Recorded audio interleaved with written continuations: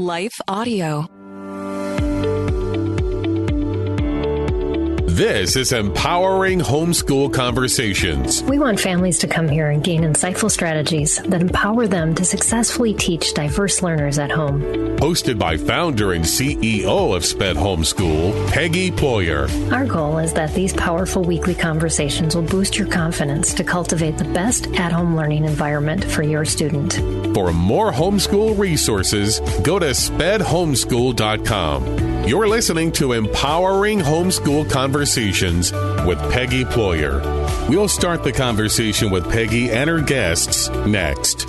Do you ever hear sayings make their way through the culture and the church that seem nice in theory, but are actually theologically problematic? My name is Shara Donahue, and I'm the host of The Bible Never Said That, a podcast where we examine these popular sayings under the lens of biblical truth. We cover sayings like, God won't give you more than you can handle, time heals all wounds, and follow your heart. We also spend time exploring how people use Bible verses out of context. If you want to grow in discernment and truth, join us and subscribe at lifeaudio.com.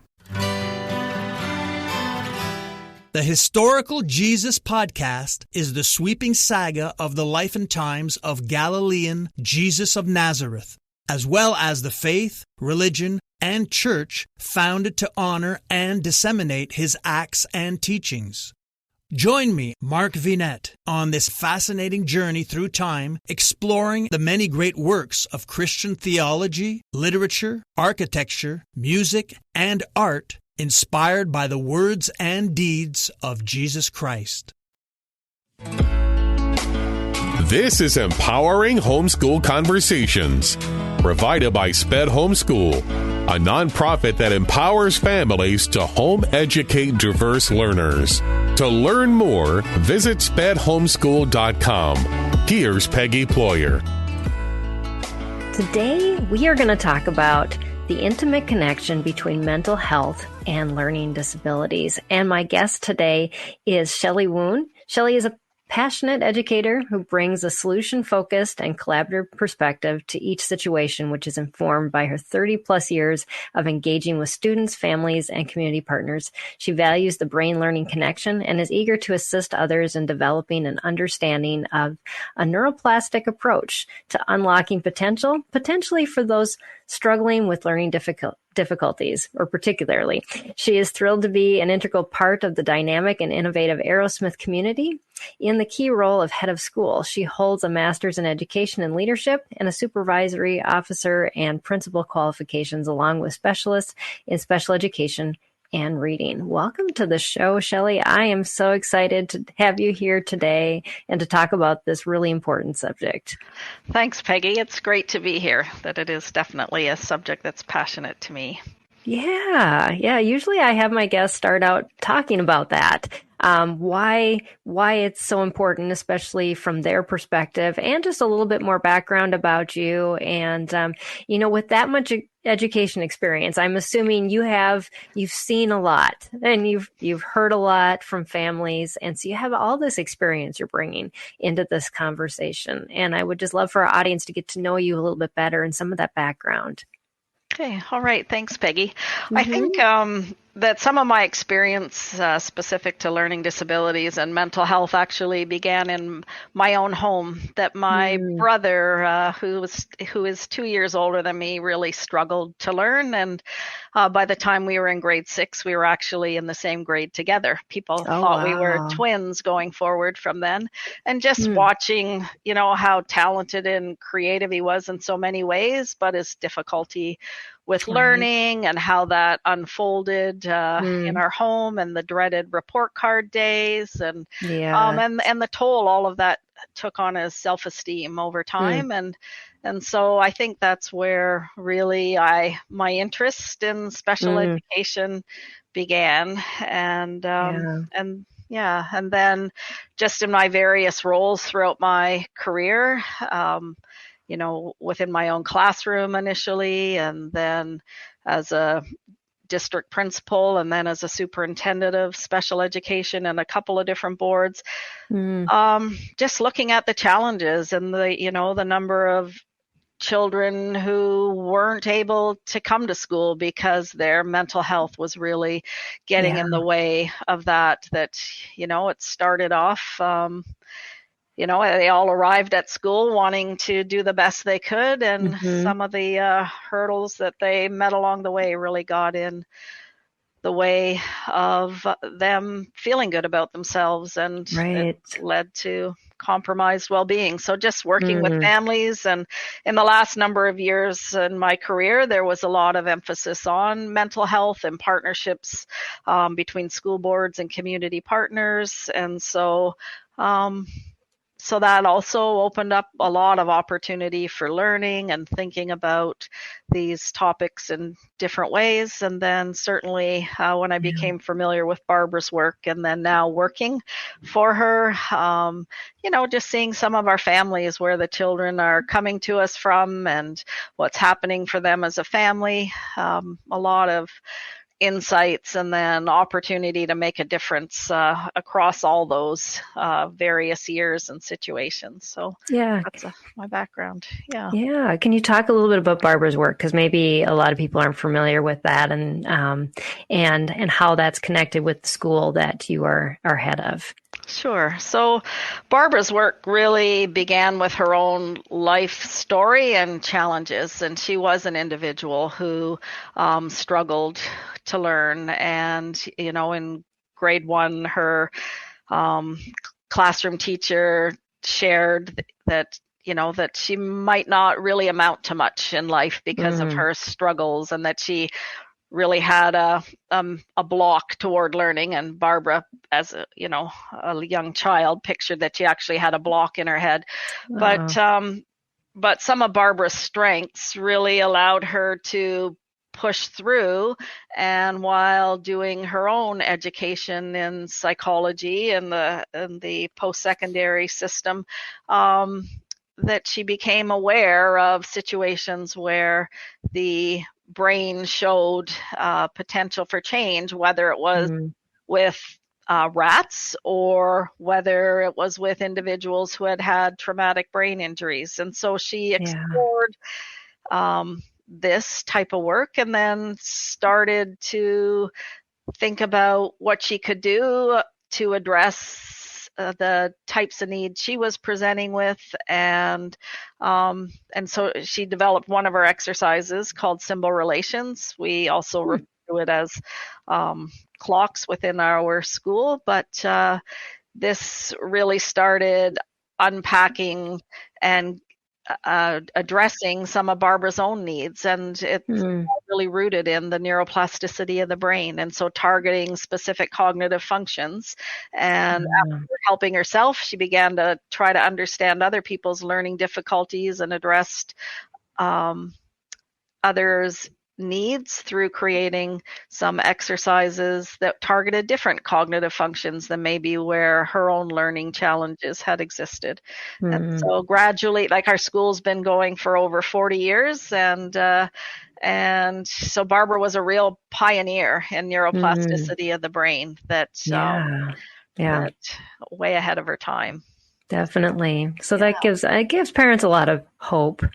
They're listening and they have a child who's struggling, just that the brain isn't stuck where it is right now. They can change. And I know that a lot of times we feel like this is what we're stuck with. Our child can't move past this, that it's just too hard, that they have their label and that's what they're stuck with. Now we've got to try to figure out how to work around it. But the potential of change in the brain and the change in wiring is like you said, it started. I mean, people started talking about it because long ago they said, well, this is your track now. And but that's no longer the case, that or the viewpoint that the majority of people that really work in this field understand now. Yeah, we went through, even throughout my educational career, there was a time where, yes, this is what you have, this is how you this is what you're going to be able to do, and these are your limitations. And then there was, a lot of shift toward understanding the learner through different strengths, and then making sure that your full approach was addressing learning through whatever style of learner they happen to be.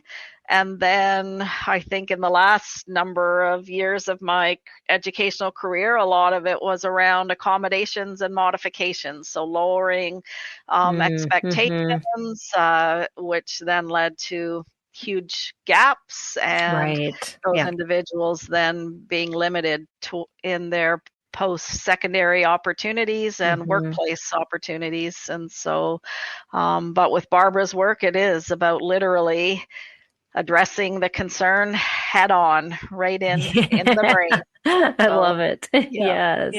Yeah.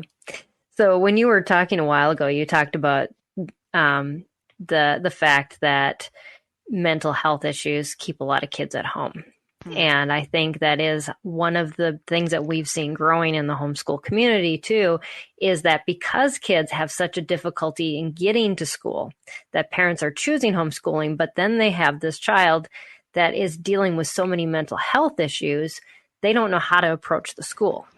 And so I know that there's a very large audience out there, parents who kind of feel stuck. And so if you're feeling that way, I want you to hold on for this conversation, because Shelley is going to talk a lot about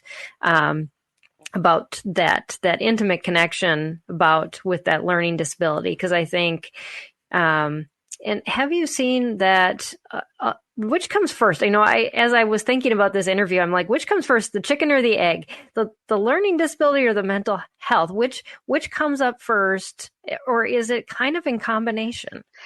Yeah, that's. I think it is a tough question to answer. What I'm mainly going to be focusing on is where a learning disability exists, and then from that we end up seeing compromised mental health. And one of the things I like to think about is, and in helping people understand, is try to picture an adult that you've known who's been doing really well, and they seem to be on a trajectory where there isn't anything that they can't do.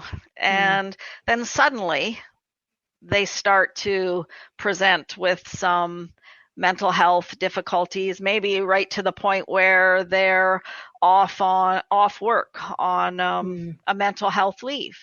And I believe that all of us are positioned to be faced with the challenges of compromised mental health when the situational demands in front of us exceed our capacity.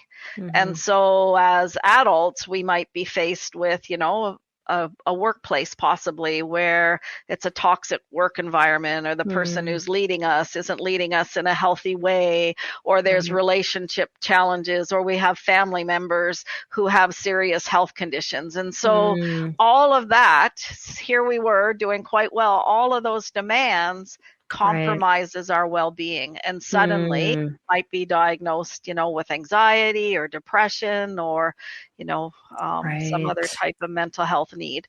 So then if we think about our little learners, in many cases, whether it's, sending them off to school, or they're coming around our kitchen table to learn, and they've been superstars up till that point that we see them, they learn to walk, they learn to talk, and now we've got letters and numbers in front of them, and suddenly the demands that are in front of them are exceeding their capacity. And what that, the toll that takes over time. So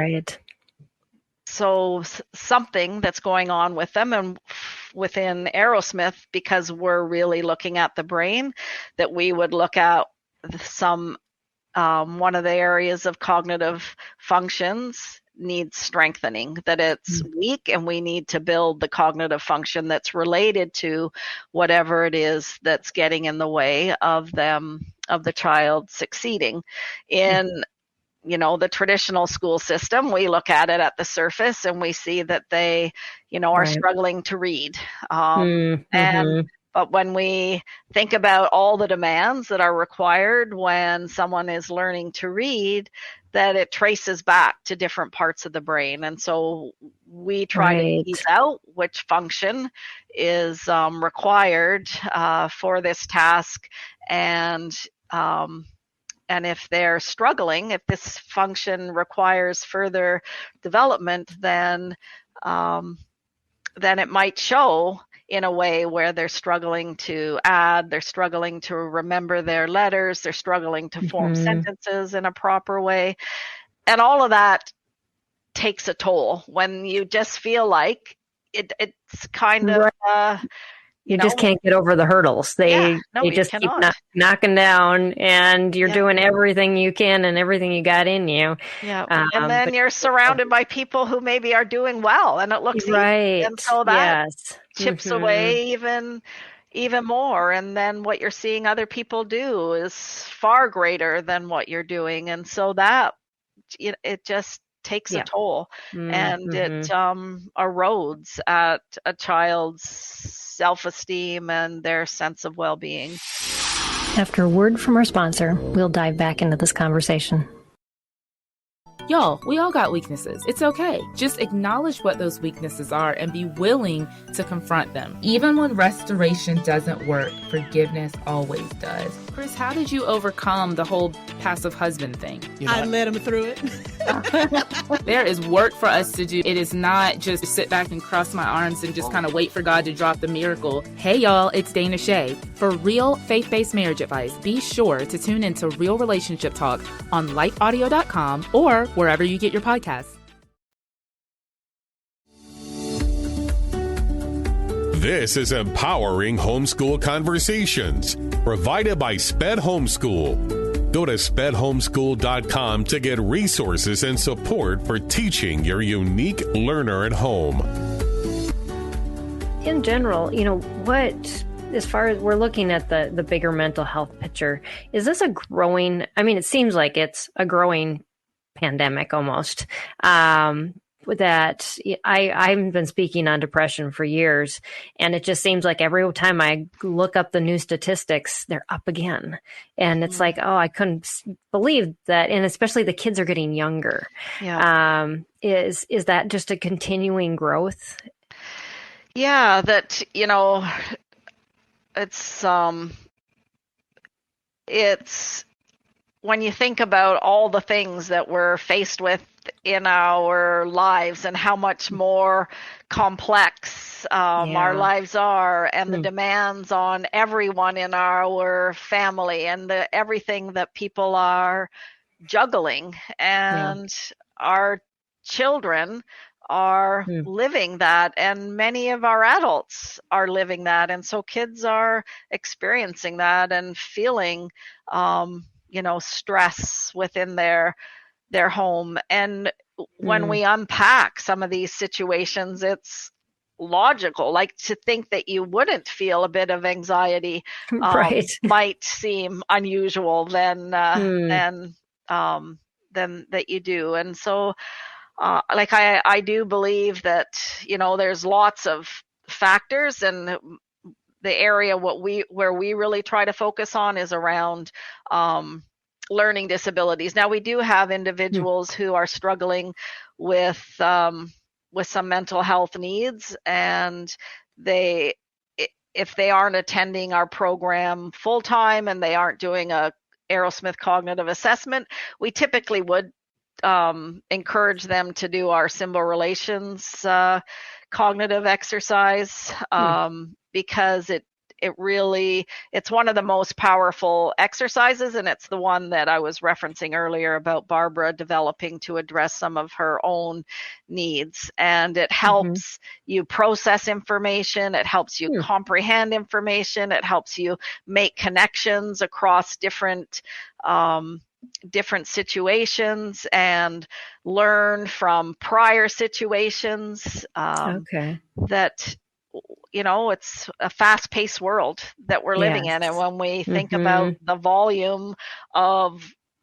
work that's in front of us, whether we're a student or an adult working or just someone trying to stay on top of our social media and emails. It's a lot that we're trying to take in. If we're struggling to do that in any way, we're struggling to process what we're reading, or we're struggling to decode the text, that all of that can take a toll. And many adults are living with those difficulties. They've just gone through a school system where they were accommodated and things were modified, not that their learning needs were really fully addressed and met. Exactly. And they're carrying those challenges forward.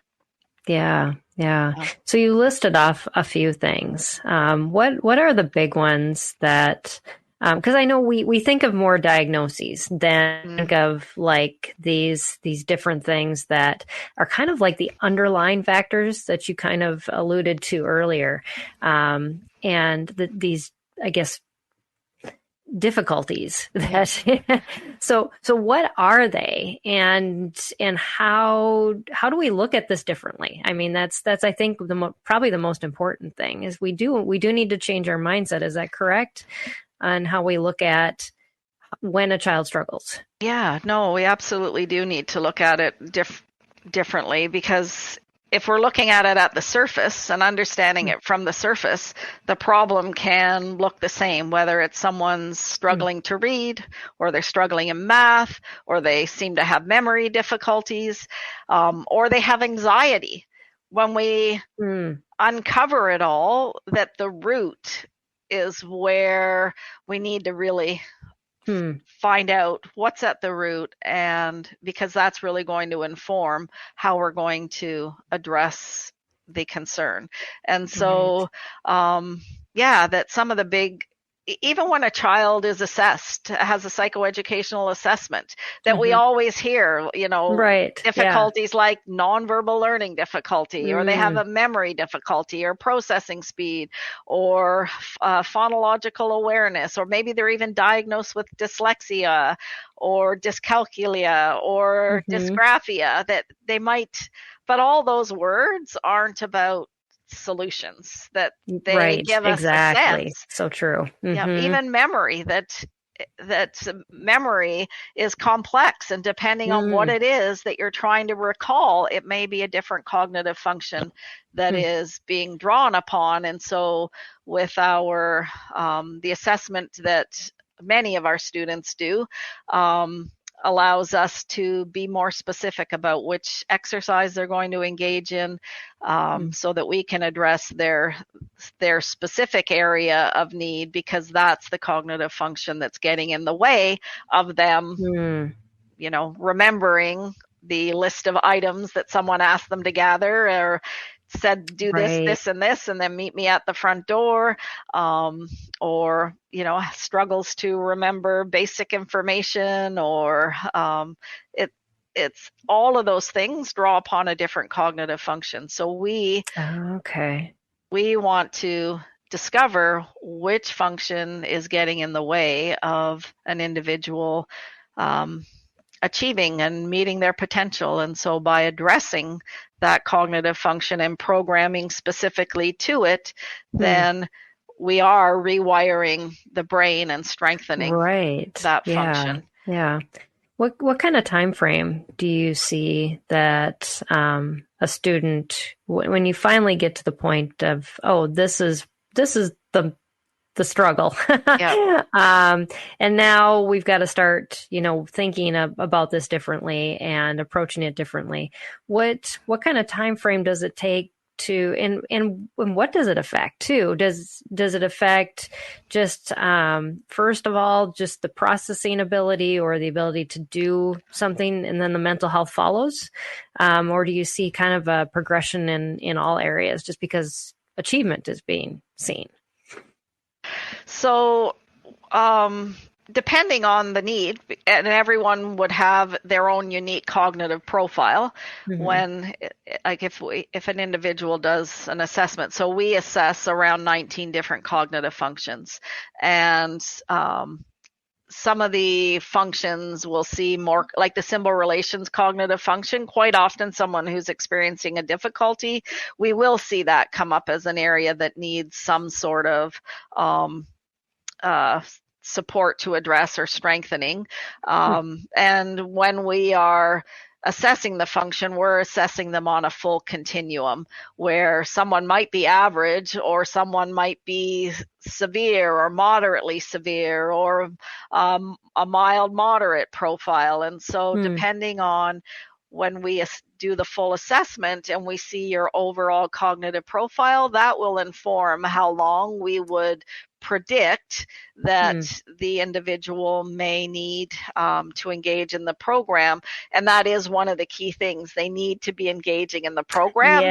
None of it happens through osmosis, that right. You need to engage in order to address and have neuroplastic change occur. So we may see a student who we'll say, your program, if you're engaging in it fully, would be a year, where we'll see some individuals where we'll say, based on your results, it might be 3 to 5 years. And that is with that full engagement. Now, certainly, your well-being and your overall mental health can change the rate of that as well, because are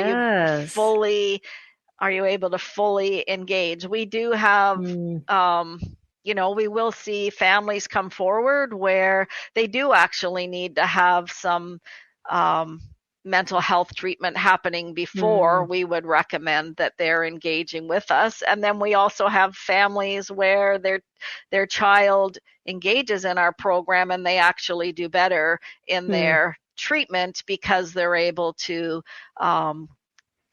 engage in treatment at a deeper level. They are able to think more deeply. Yes. They're able to process themselves and the questions that are being asked of them. So it really does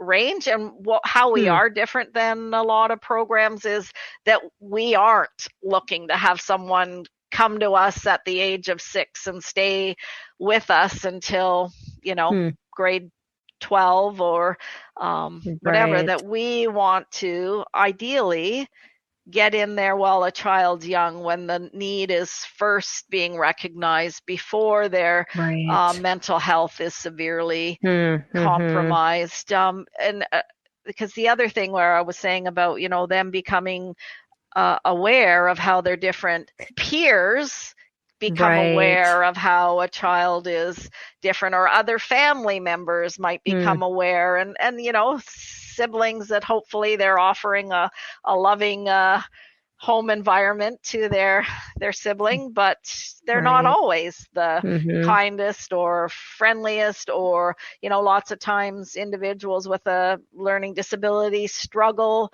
to understand jokes properly. So they can become the subject of a joke rather than really being there to appreciate a joke. All of these things take a toll on an individual's well-being. So we do want to capture them when they're young, but at the same time, like in our summer program, not this past summer, the one before, we had a 65-year-old woman attending our summer program, because our program is for children, youth, young adults, and adults and seniors. And so, if a senior is feeling like they want to be working on their memory, then they're best to do an assessment so we can target which cognitive exercises, or our symbol relations cognitive exercise doesn't require an assessment. And so many adults, want to improve their processing speed, their ability to comprehend and make connections. And so they will do that exercise. Yeah. Well, that's neat. Yes. There's so much involved in that. But yeah, for each person, it's an individual. Yep, absolutely. It's an individual journey. Yeah. But yet the brain has plasticity and it can change, and that's the common denominator between all of it. And And so, yes, so there is hope.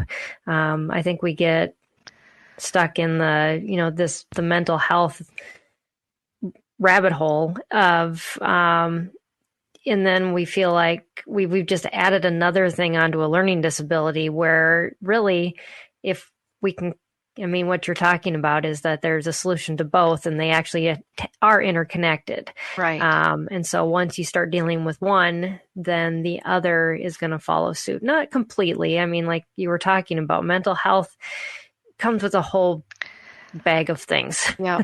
Yeah. And even like with the symbol relations cognitive exercise, that because it strengthens your ability to comprehend and process and make connections, that some individuals, when they're engaging in that, it can help them unpack or understand past trauma, which in itself can create some feeling of unwellness, that they're suddenly processing that, hey, when this was happening to me, this is why it was happening, and I might not have experienced it I might experience it more deeply now that I can process it more. And so we do recommend, if there's, if there is compromised mental well-being or past trauma, that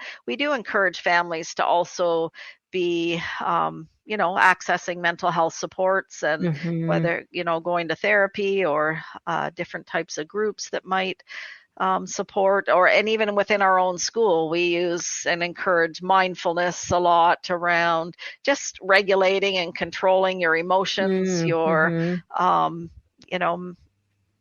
breathing slowly, pausing, because with some of our kids, like self-regulation is quite an issue by the time that they come to us, that they can struggle to manage their emotions and don't have the tools that they might require.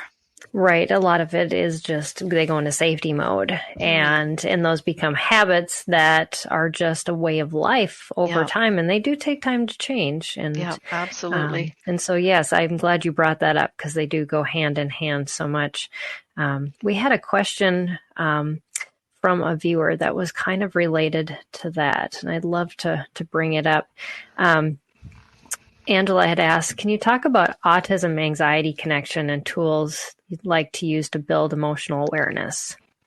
Yeah, so again, this is where we would really look at it from its anxiety that we name at the surface, and whether an individual is an individual with autism, or an individual with another type of learning need or mental health need, that we really want to determine which cognitive function might be at play here and getting in the way here. And so like we know that individuals on the spectrum can often be very detailed focused, and so they might be sensitive to changes in their routine, or some of the their sensory needs, and what's happening for them there, whether it's in their home setting or outside their home, the social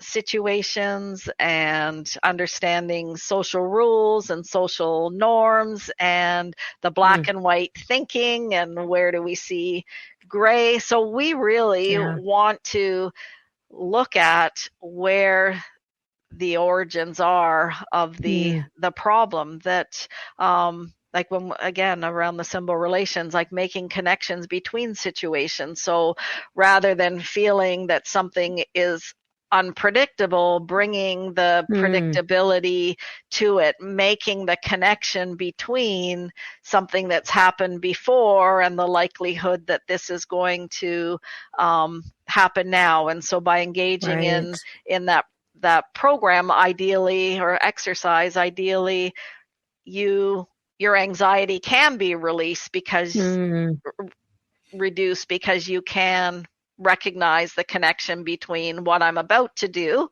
and what I'm worried about and what has happened in past events and how ideally they unfolded in a positive way for me.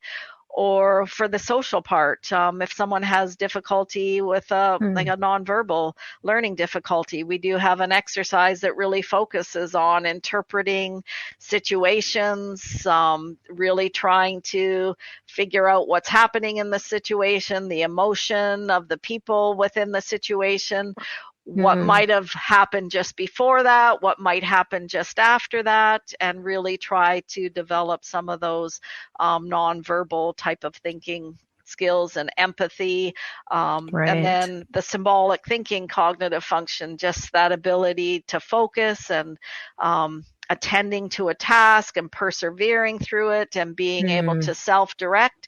So the anxiety on the surface looks this way, right? But which of those, or is it all of those that are getting in the way? And that's the other thing too, Exactly. with individuals on the spectrum, that we really, but there are a lot of best practices that are known to support individuals with autism. And so we would encourage that you continue to use those strategies while you're working through the exercises. And what we also know is an individual with autism, by doing these exercises, it doesn't mean you're not going to have autism. What we might be able to do is strengthen some of the functions that are getting in the way, creating the anxiety, and hopefully reduce some of that. We have had many individuals with autism come through our school or our, doing schooling, and they're doing some of our exercises during part of their day, and I've seen positive results. That's awesome. Yes. I love how you broke that down, because we can look at the anxiety and we can say, okay, so here's what you can do about it. But really it's getting to that root and learning just that association. It's learning, the what was going on before, what was going after. I mean, those things tend to be blocked out for students who are very, focused in the moment. And like you said, have all of those different sensory needs, everything with the nervous system, is out of whack too. There's just so many things that we forget are going on, even as on the parent side. And of course, the student side, they just know it's a mess. And they can't move beyond it. And so they shut down. And so being the one who's trying to help them, and I hope parents are hearing this, that there's more involved than just a quick tool or trick to put in place. It's going to take some work, but the work is well worth it, because you're coming from the bottom and you're working up, and you're going to see change. I know I've seen it in my own life. When my son was diagnosed, my mom looks at me and like, that's you, and worked through a lot of things, and a lot of things I learned on this show that I've, just myself, it helps improve. But over time, those things, and helping my kids with that, it's been amazing to see that change, and that change is possible. Like you said, the diagnosis doesn't go away, but you learn to understand it better, and then to work within it.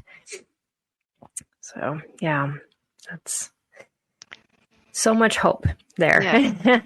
Oh, absolutely. And that is what we really want families to be realizing, is that there are answers and there are things that you can do. And it won't be like our program is not a magic wand, right? It's that we really do need the individual to engage, that they need to be able to engage in the exercise for a sustained period of time. They need to be able to move through challenge, the work becomes more challenging, but it's not too challenging. It's just it's reachable. And then let's Yes. grab it, celebrate it, and then let's introduce the next challenge. And yeah. I think you hit something on the head, and a lot of times parents will come to us and say, my child is not motivated. How do you approach something like this when you know that change has to happen? Yeah. But to move the child in the same direction that you know they need to go in order for that motivation to actually increase.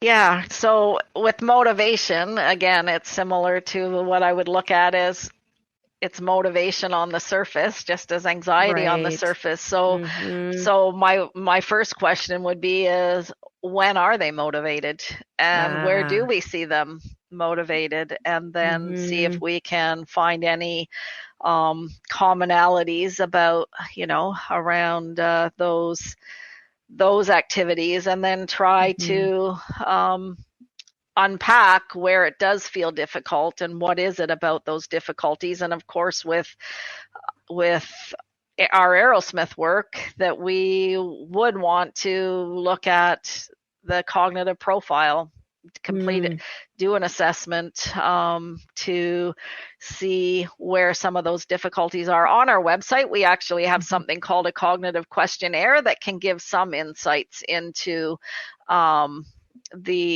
a cognitive profile, where our assessment will go even deeper into that, but it would just start to give, if people answer all the questions, either about themselves, because we do support adults as well, or about their children, that it'll help give some sense of, maybe it's this type of cognitive function, and we have lots of information about each function on the site, where people will see, yes, that's me, or yes, that's them. And it clearly shows what some of the difficulties might be, and what you would see if they're, that function was targeted through some of the cognitive exercises. So yeah.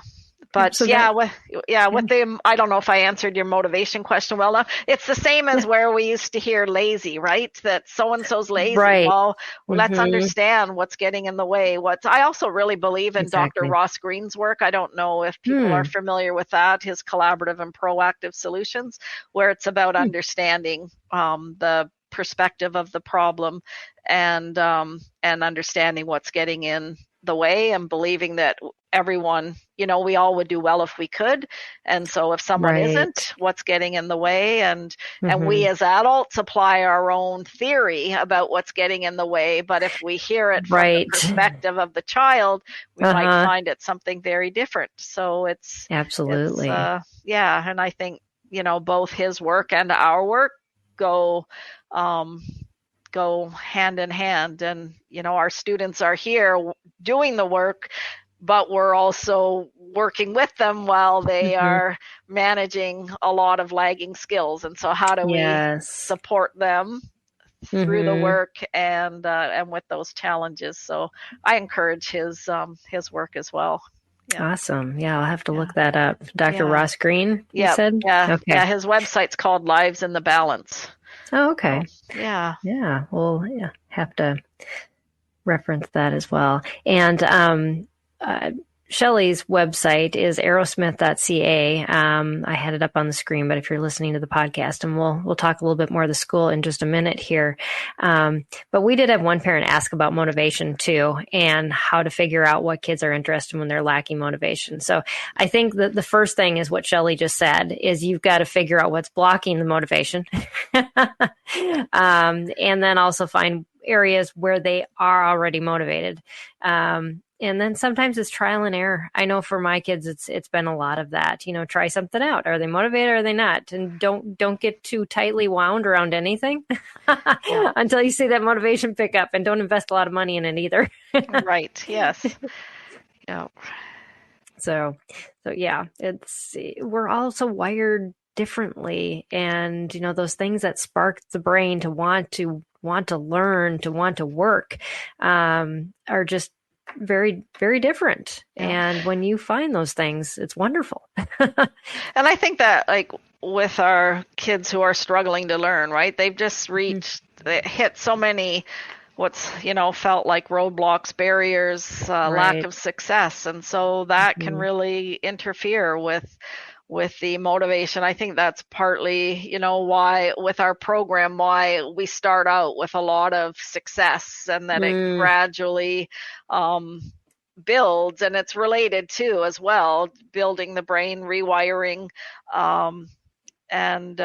but also just that sense of, okay, here's a task I can engage, I can do it, I can master it. And so looking for ways to create some success, right? That's what we are motivated by, success, not all the challenges all the time, especially if we've, if our self-esteem's been worn away. It's hard to feel like you're going to face the next failure. So what can we find that's going to promote some success?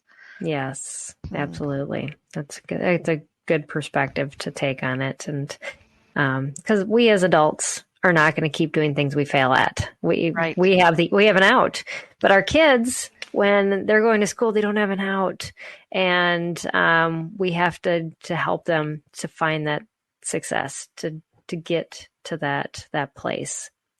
And so taking it from that perspective, it really makes a lot of sense. So can you talk a little bit about the Arrowsmith school? So it's arrowsmith.ca.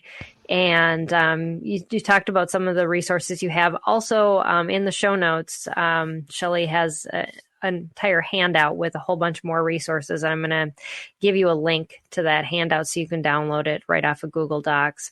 And you won't have to search for the link. It'll just be in the show notes. But yeah, what else?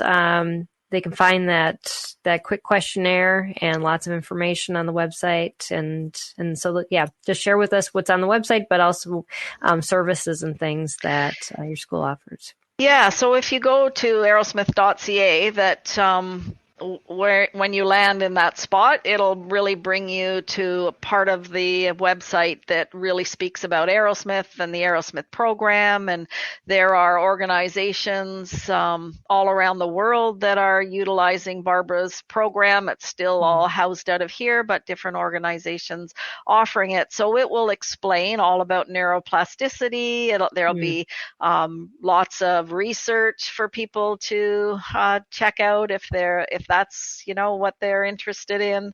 It'll outline all of the cognitive functions, and I find them really fascinating to read about, and I love that they are presented in a really simple way on the website. You can see the function, you can click on it, it'll tell you about what that function is related to, how it might present if there's difficulties, and what it might offer if it's enhanced. So you can really see yourself whether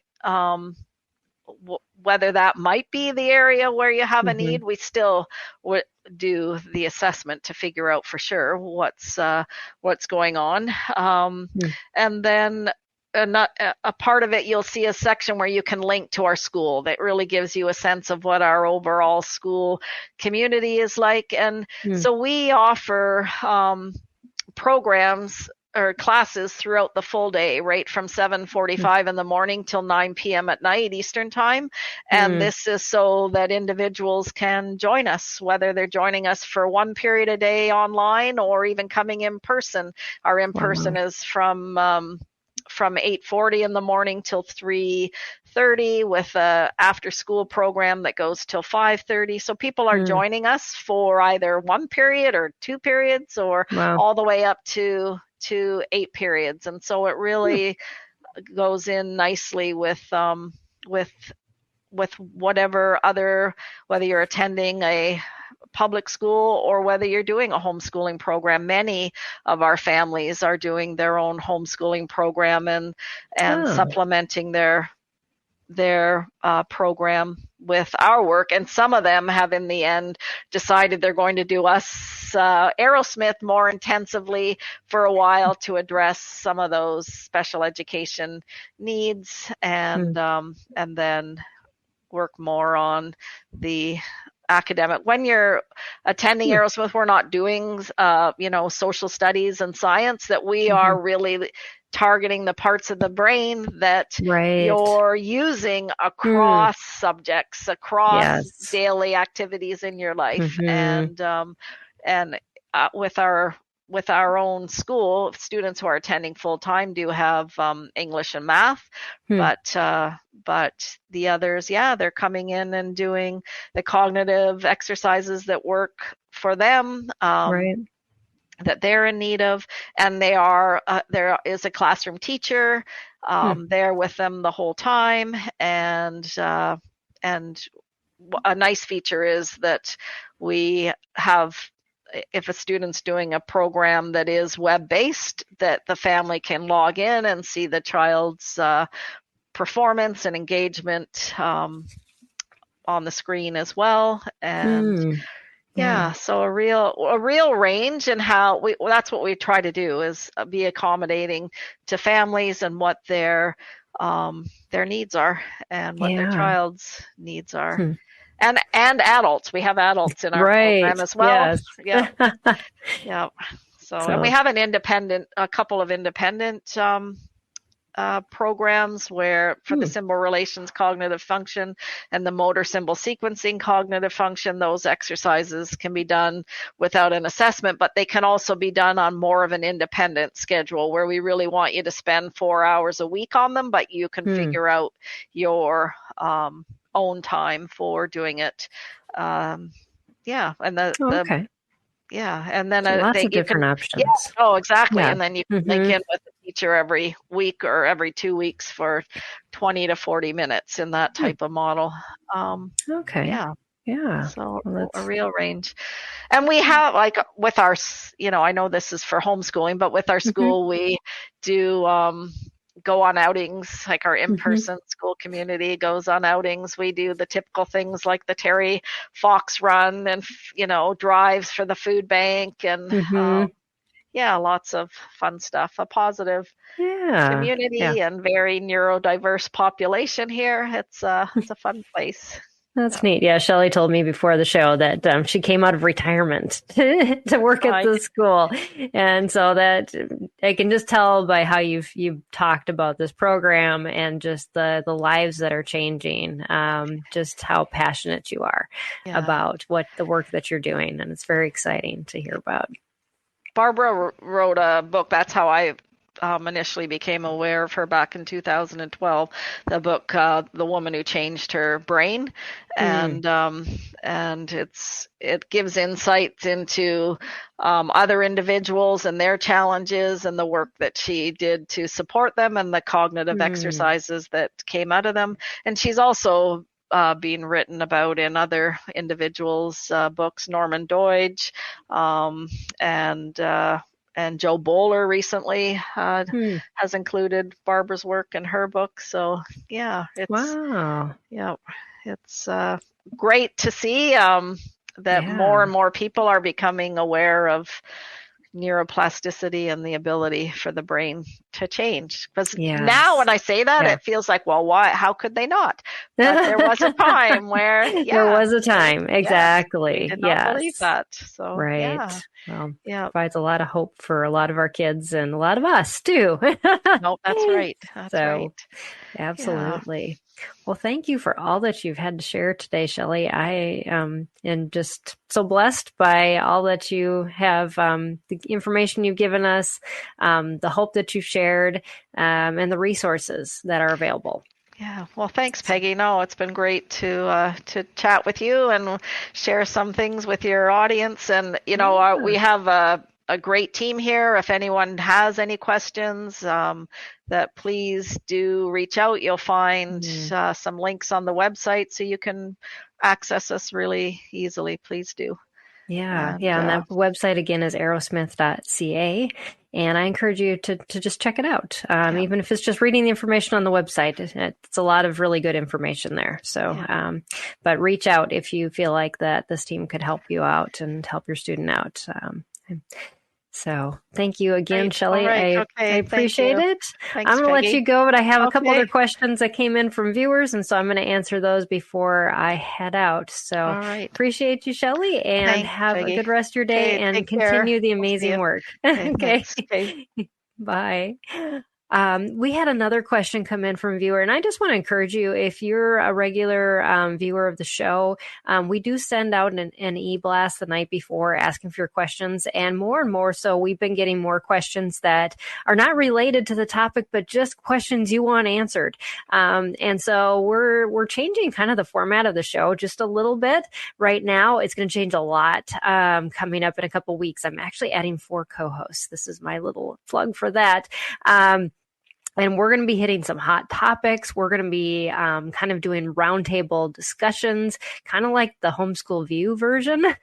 It's going to be really fun. And it's guests that I've had on the show many times before that have been favorites. So you'll definitely want to hang on and join us as that transition happens. It's going to be super exciting. And that'll go onto the podcast as well. But the one question that came in that really wasn't specific to the topic, and I really wanted to address, came in from Courtney, and she said, what is the best Christian curriculum for struggling learners? And then the second half was, how do you grade high school if you don't do tests?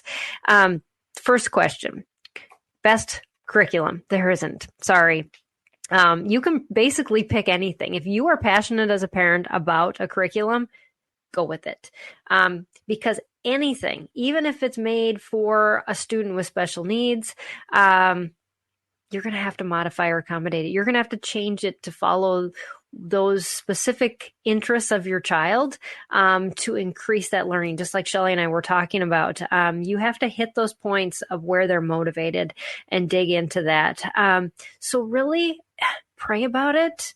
And for me, unit studies worked. For a lot of people, unit studies don't work.